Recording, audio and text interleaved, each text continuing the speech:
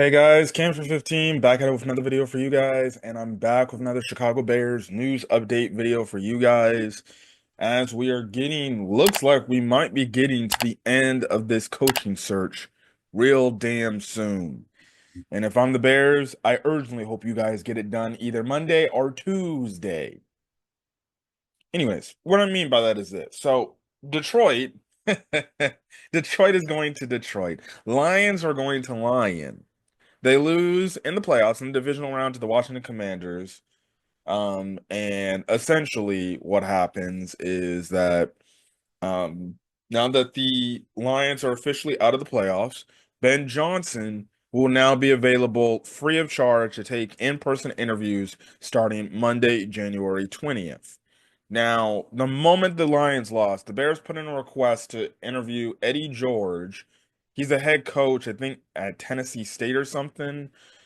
He's a head coach at a college, regardless, right? And this is big because he is obviously a minority candidate. And, if the Bears bring him into the building, well, then that will make them Rooney Rule compliant. Now, Courtney Cronin this morning sent out a tweet saying that apparently the Bears interviewed today, because the interview is taking place today, will be an in-person interview at Hallis Hall. And if that happens, the Bears will be Rooney Rule eligible or compliant, which means the next request they can bring or the next head coach hire can officially be made. Now, if you're asking why didn't they just not get this done before yesterday? No idea, but hey, they felt like they needed to get it done today. They're going to get it done today. If it is an in-person interview, they'll be Rooney Rule compliant. Again, Courtney Cronin, she said it was a rumor. I'm just going to double check and everything. Do, do, do, do, do, do. Yeah, per league source, his interview will take place at Hallis Hall this morning. It'll be the third person interviewed, and they will fulfill it because they had Ron Rivera come in earlier in interview, right? So that's the thing, and that makes it to where they're going guns a-blazing, gun head. All right, we know what we're making our decision, and we know what we want to do. It's going straight at Ben Johnson, and they're picking the steam up right now. This is this is good. This is good.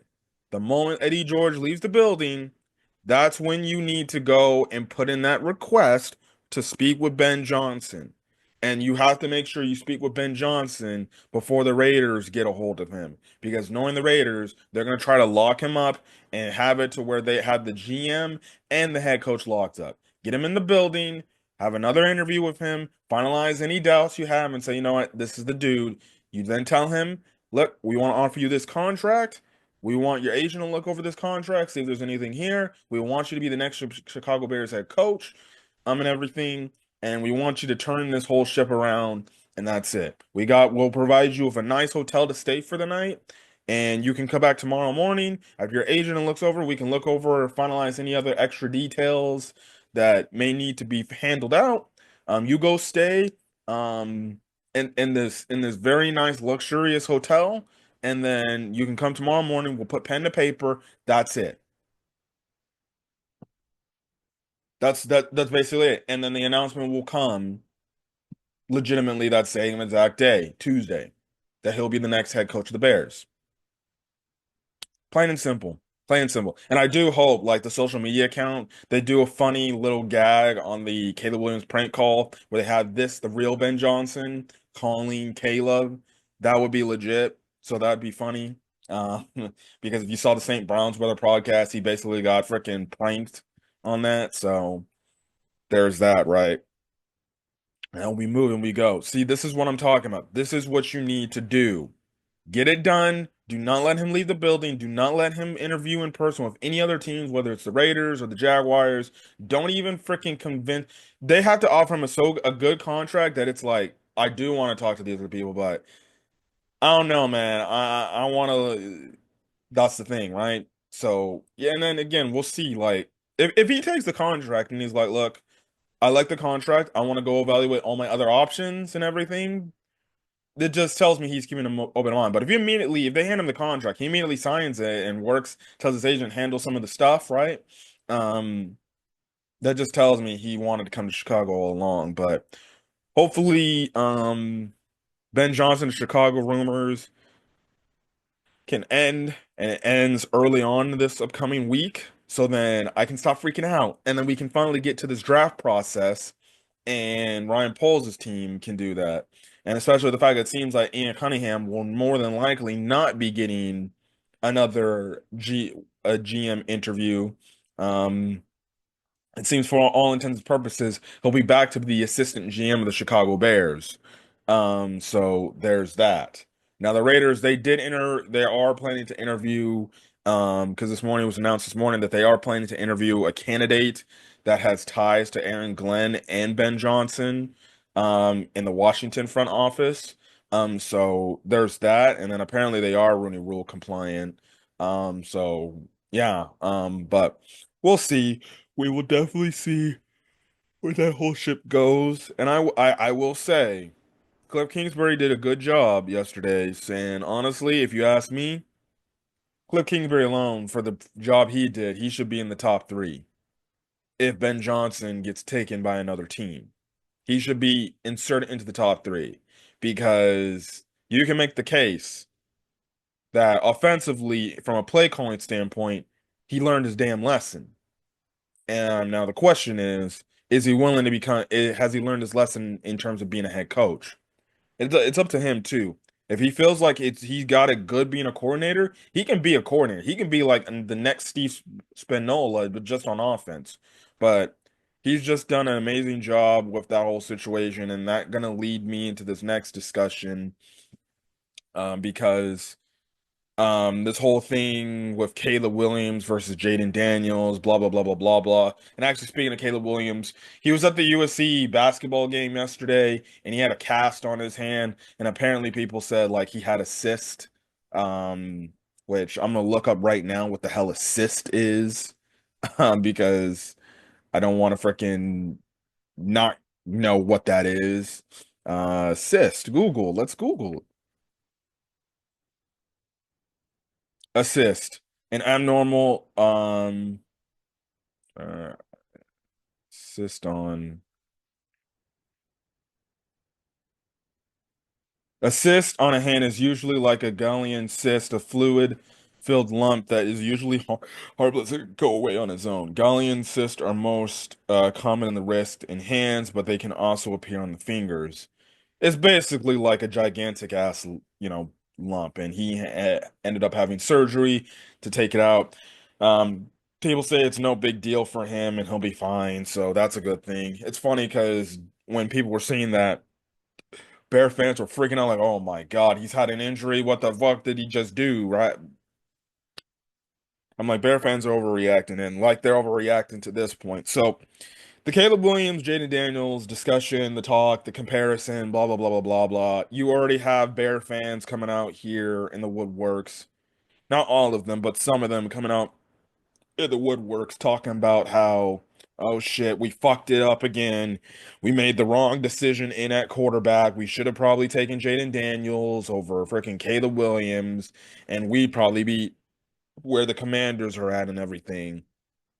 And sadly, people don't truly understand this. I'm not going to take away anything, and this is for even for Washington Commander fans that are watching this video for whatever reason. Um, I'm not taking away anything from the Washington Commanders and the job that Jaden Daniels has done. What he's done has been amazing.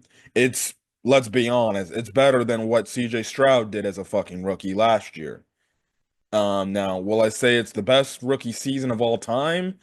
No, probably not. I bet you there's other quarterbacks in NFL's past. I know people say Dan Marino a lot, that had, as the best rookie season as a quarterback. Look, regardless, we live in an age and time where it seems, seemingly enough, it looks like now that some rookie quarterbacks, based on the situation, based on the coaching, they can come in day one and they can legitimately elevate the team as if they were a 10-year NFL veteran pro in the league. Um, but this whole comparison to Caleb Williams and Jaden Daniels will always do be there. I'm not going to ignore that. But the fact that it's only 1 year. After 1 year of them both being drafted by the representative teams, we already have some Bear fans and even some national fans already saying, oh, the Bears made a fucking mistake. Like I saw Dan Orlovsky tweet this morning talking about a clip he made back in the draft process of last year to where he's like, if I were the Chicago Bears, I would take Jaden Daniels. And he did the whole handshake emoji thing, right? To prove his point. I'm not going to take anything Dan Orlovsky says with a grain of salt or a credit of validity, because the last like season, he's been on a smear campaign against Caleb Williams and the Chicago Bears, mostly because he's a resident Detroit Lions fan because he used to play for the organization. He probably should be questioning, god dang, um, why the Commanders have to come in there and kick my team's ass, whatever, right? But he's been on a smear campaign and everything and stuff like that. That's why he also says like I don't think Bears should go get Ben Johnson, you know. But it's like, dog, like wouldn't you want the Bears to go get Ben Johnson because that is the best available candidate that you're saying? But no, he needs to go to another team. Huh? Because oh, Caleb Williams can't play in structure. Well, that's on the coach to get him to play in structure. Like that's the coach's job to develop a quarterback to get them to play in structure, play them in rhythm, and put them in the best position to succeed. That's what coaching does. The player then has to take that advantage the coaching does and go out there and execute. That's what I'm saying. Dan Orlovsky, he is basically doing a smear campaign, and he don't like Caleb Williams. See, before the draft, he loved Caleb Williams. Before the draft, he loved Caleb Williams. The moment he got drafted by the Bears, Dan Orlovsky's had like a hate. He's been hate watching.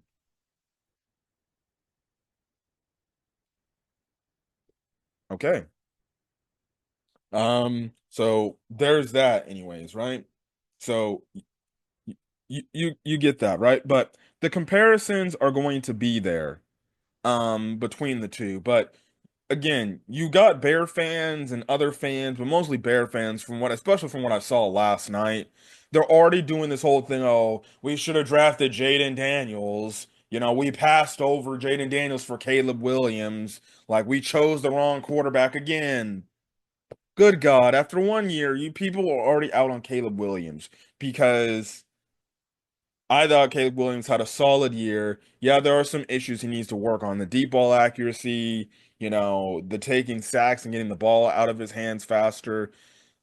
Look, we all can agree there's things Caleb Williams needs to work on to be better going into year two. But the fact that some Bear fans are legitimately going out there and saying, like, we made a fucking mistake. It's asinine. It's stupid. It's a stupid discussion. If it's year 3/year 4 and Caleb Williams still looks like a quarterback that doesn't know what he's doing and he's having struggles still adjusting to the league and everything and he still hasn't figured it out and he's not playing consistent football, but Jaden Daniels is over here and he is playing consistent football still and he's basically getting the Commanders and competing, having them compete for Super Bowls multiple years, then okay, yes, we can all agree. Yeah, the Bears more than likely didn't do their due diligence, and they should have drafted Jaden Daniels over Caleb Williams. But only 1 year, we got Bear fans and some national media pundits out here already coming out here to claim that Jaden Daniels is that the Bears fucked up and they drafted the wrong quarterback. Now, what I will say is Ryan Poles did mess up on the draft process. Instead of just being gun ho on Caleb, he should have interviewed and he should have brought in every single quarterback in this draft class and get a good gauge. And who knows, maybe surprisingly, he may like one of them. It's like, hey, actually, I know we like Caleb, but hey, this guy, there's something here. We might need to pay attention. That's Ryan Poles' fault. He went gun ho on Caleb Williams, and that's fine, but he should also have done his due diligence and talk to the other quarterbacks and get more of a breakdown of them. And who knows, maybe he would have felt like, no, actually, we need to go get this guy. We're gonna pivot. I thought we needed to go get Caleb, but actually, no, we're gonna go get this guy. And maybe he wanted to learn the lessons of Ryan Pace, of interviewing all these quarterbacks and falling in love with one of these guys. But maybe that goes back to his press conference, end of the year press conference, talking about how they didn't look too much into the process of how to do business. Maybe that was one of those aspects. But regardless, that's the thing. And that's the whole thing. But really, the conversation that needs to be had is this only proves the point that Poles messed up in making the decision to hire Shane Waldron over Cliff Kingsbury. Again, Jaden Daniels, and this is my thing of the main reason to why I'm not believing the Bears should have drafted Jaden Daniels. You put Jaden Daniels plop dead in Chicago behind that garbage offensive line that had a new starter almost damn near every single week. They were a turnstile. One of these dudes couldn't even hold their blocks for like, good God, 1 second. And then when you pair up a bad offensive line, you have god awful coaching amongst your coaching staff. You have a terrible head coach that is not holding his coaches accountable, not holding certain players accountable if they make a mess up or they're acting like a damn fool, aka Tyreek Stevenson. And you also have a head coach that is not willing to hold himself accountable.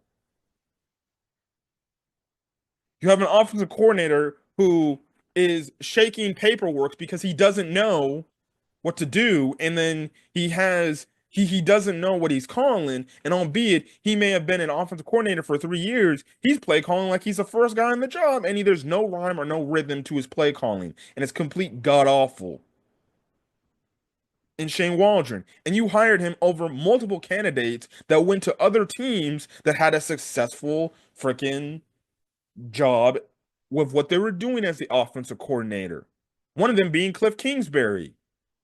You let him out the door, and basically, by the way Cliff Kingsbury was talking, it sounds like they basically treated Cliff Kingsbury with no merit, and they were completely disrespectful to the guy, saying like, yeah, that air raid shit won't work over here.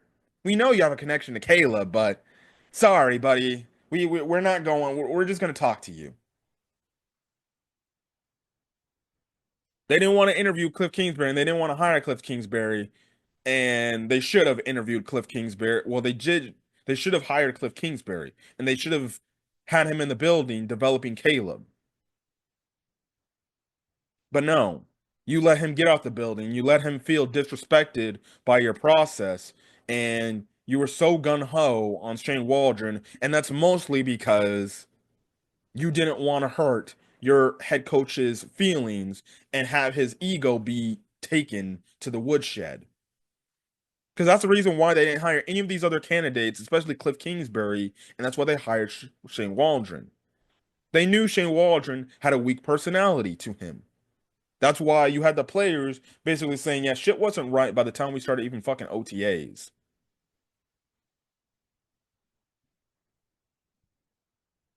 Like, Ryan Poles, you made that hire. You made that hire. And then he went on a podcast and bragged about it, how the process went with that. But you didn't want to hire Cliff Kingsbury because you were afraid, or your coach, your head coach told you, I don't know if I can work this guy, I don't want him like usurping me if things go wrong, right? AKA basically saying Matt Eberflus didn't want his ego getting in the tank, and Cliff Kingsbury is the type of guy that gets all the fucking credit, not Eberflus. Because I bet you if we started Hard Knocks, we'd be seeing Kingsbury in these one-on-one meetings with Caleb Williams on Hard Knocks, not Matt Eberflus. Matt Eberflus wanted to take all the credit and say it was me, me, me, me, me. And his ego didn't want to let go. And see, that's what Ryan Poles did. Ryan Poles should have told Eberflus, shut the fuck up. We're hiring this dude because we're getting the quarterback right here. If you have a problem with your ego being freaking hurt, the door is right there, buddy. And I will fire you today. That's what I would have told Ryan Paul. That's what I would have told Matt Eberflus if there was any ego he had with the Bears potentially hiring Cliff Kingsbury.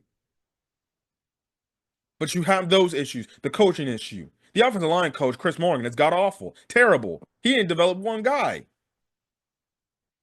It's a freaking crazy fact that Darnell Wright looks solid under Chris Morgan coaching. But you get my point. Compared to the Washington Commanders coaching, they got Dan Quinn, a guy that we probably should have hired in the initial process when going to get Eberflus. So you have Dan Quinn, who has been a head coach, who is a proven coach, who's been to a Super Bowl, been to multiple Super Bowls, one as a defensive coordinator with the Seattle Seahawks, and then another one as a head coach with the Atlanta Falcons. Albeit even though he blew it, he still went to the Super Bowl.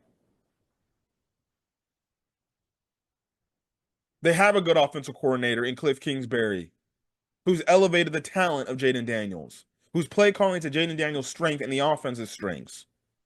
They have a good offensive line coach over there because their offensive line is good. Mostly also too, their new GM made the moves to get us and solidify an offensive line for his rookie quarterback. Ryan Poles, he never built the offensive line, even going back to when he first got here for Justin Fields. Color me shocked why Caleb Williams is one of the most was like leading the league last year in sacks and why he almost broke the sack record because he didn't put an offensive line. You have a GM that's willing to go out there that's helping your rookie quarterback, while your GM he didn't put the shit in place to have his rookie quarterback be succeeded. He thought everything on the outsides was the thing that we needed, forgetting that up front we actually need legit starting offensive linemen.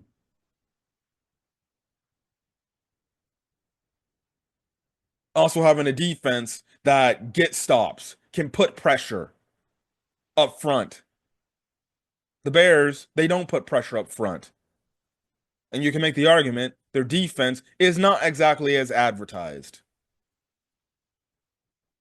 And at the same time, the Commanders didn't buy into this whole smoke and this whole notion that they were one-hit wonders for 1 year. The Bears did. And then also, I think another major point is the Commanders have new ownership that is immensely better than the McCaskey family.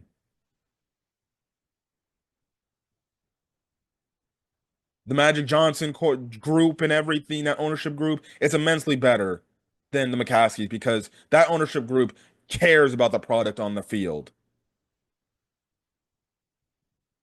I'm like, shit, Magic Johnson in that building. I don't like the Dodgers, but he owns the Dodgers. And you see what the hell is happening with the Dodgers. They're making sure that we are successful for years and we care about the product on the field. McCaskies don't care about the product on the field. They only care about the money. A la this Trace Armstrong story that just came out a few days ago. Instead of what, wait a second, this guy's been operating our business and getting guys that are tied to him hired? Oh, no, no, no, that can't happen. No, no, no, no, no. He can't be calling the shots.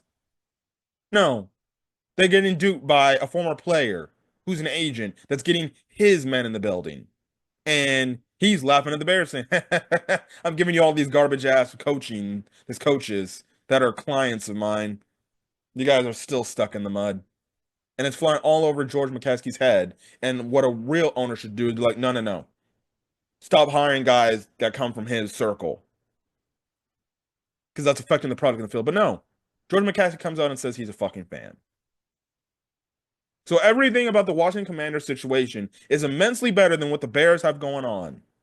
And I'm not going to be privy to the notice. I thought the Bears would be a good winning situation too. And I'm guilty of that too. But also in the back of my head, I'm like, okay, let's see. Let's prove it to us. And they didn't. And they failed. So look, man, people want to bring this thing up. If Jaden Daniels was plopped in this Chicago Bears situation that Caleb Williams was, Jaden Daniels does not succeed. Now you can say maybe he does look better, but he does not succeed. Not behind this bad offensive line, not being held, by this coaching staff this past season for the Bears. Like legitimately. Legitimately.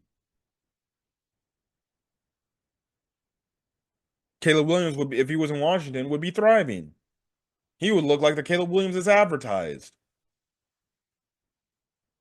This is what I mean. Coaching matters.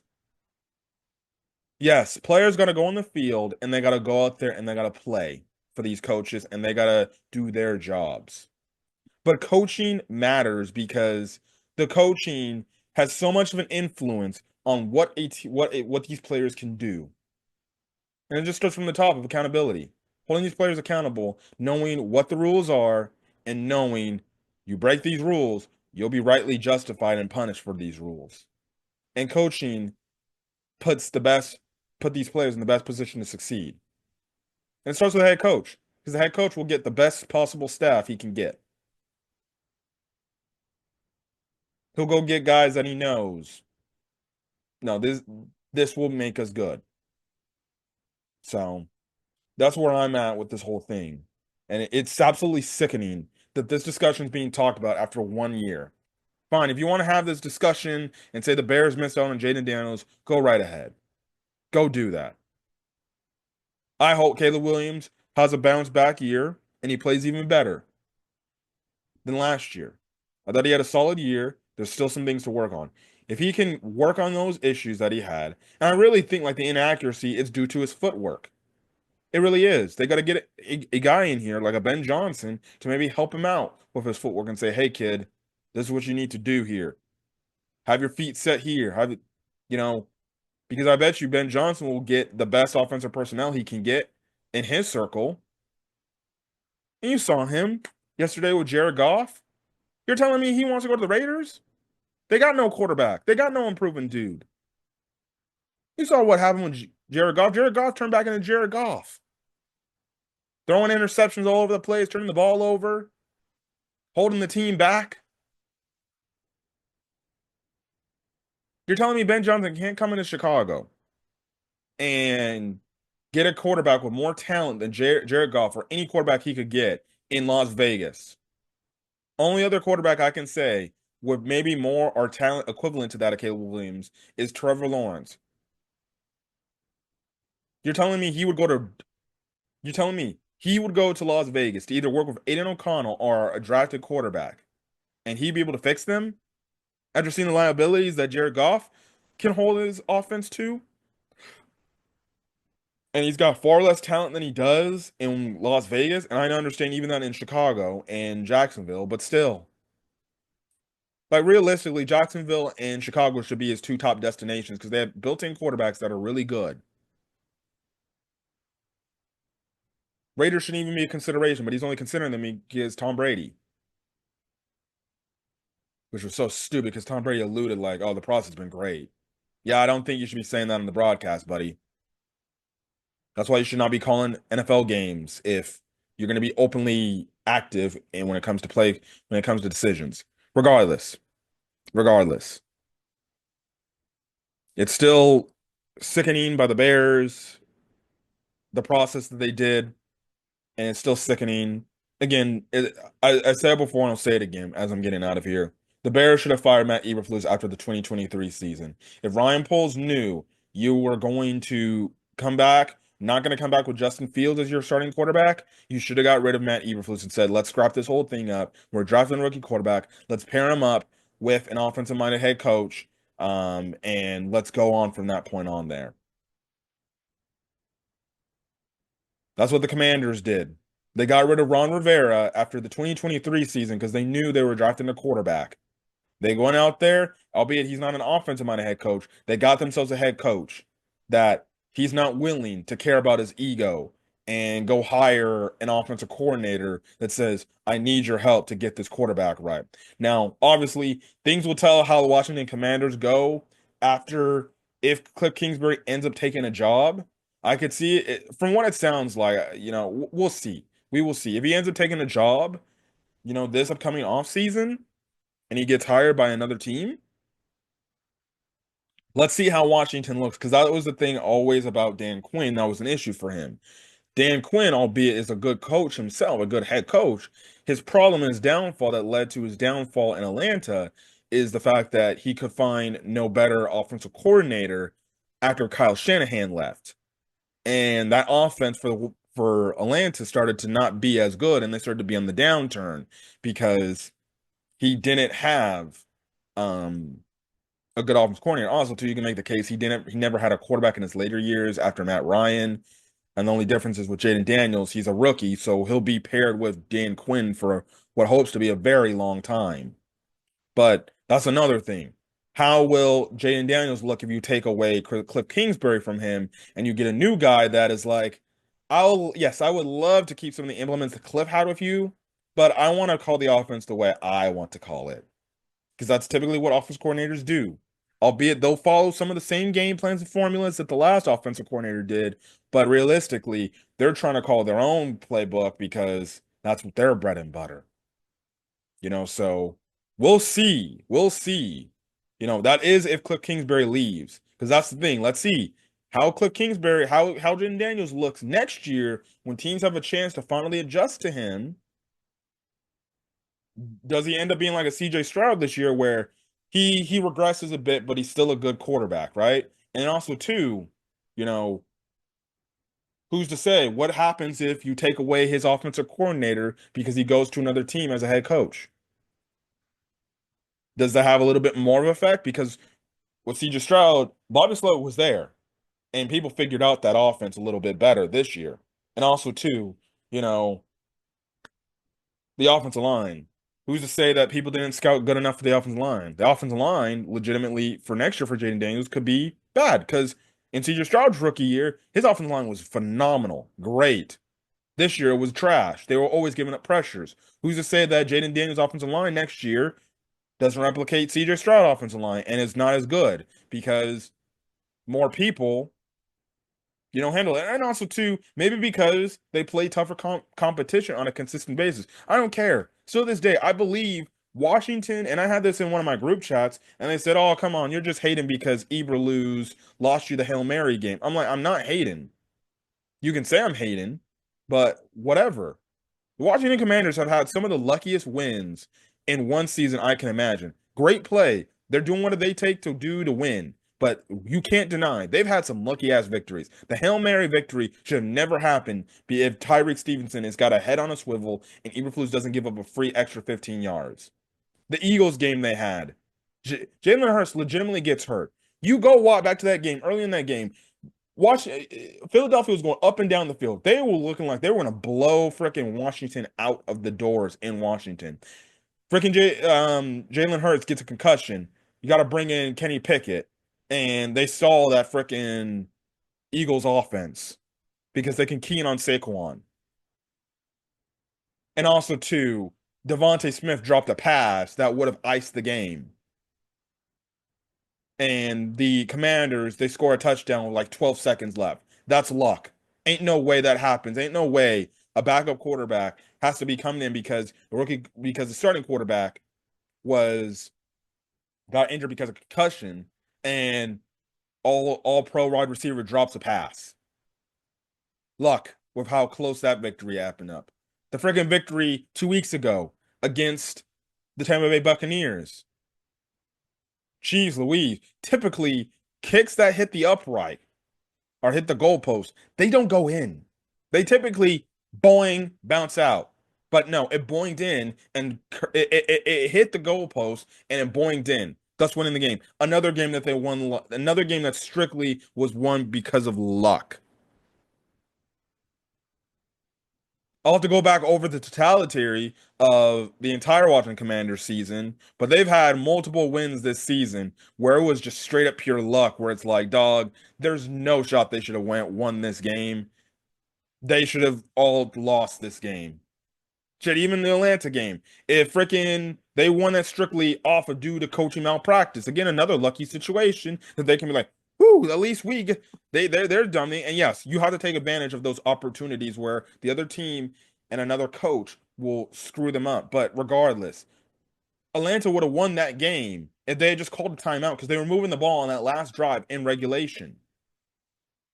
They didn't call a timeout to put themselves in to give them more time to put themselves in field goal range to go win the game. Another game they won strictly pure of luck because coaching shits the bed. So you can say I'm a hater and everything. I'm not. I'm just saying, and I'm calling out the Commanders have had some lucky ass victories. Yesterday was one of the few victories where I'm like, no, that was not luck. That's just like they came up in there and they kicked Detroit's ass. That was a legit win. But the Bears, Falcons, the Eagles, and that Buccaneers playoff win, they're all lucky. They're all luck. Some of the luckiest wins in NFL history. That's why I'm like, the 2024, 2025 Washington Commanders, if their titles to give me to them, yes, they take advantage of the opportunities that opposing teams give them, but legitimately, they're a lucky ass team. Is this same thing going to happen next year? We don't know. And for Washington Commanders fans saying, oh, you're just being a spoiled sport and you're just mad that the Commanders are in the NFC Championship game and you thought the Bears were going to be all this and that and they're not. You're going to believe that. If you feel like that way, that's fine. You're entitled to your own opinion. You're a fan of your own team. But I'm not going to freaking come in here and deny that the Washington Commanders, their wins have been straight pure luck. That's just facts. They have had luck. No way you convert a Hail Mary. That's luck. That's luck. No shot. To win a game, I can see it tying a game, but winning a game, no. But that's it. You know, we can have this Jaden Daniels, Caleb Williams drafting decision wrong thing when it's 3 or 4 years are done, not when it's after year one. But that's just me. But anyways, that's what's going on. Hopefully the Bears Monday they get Ben Johnson in the building, they hire him, they lock him up, and we can get into this draft process. And that's mostly trench work shit. But anyways, catch you guys next video. Till then, guys, stay safe out there and have a great rest of your day or your night. Till this video. Till then, guys, peace.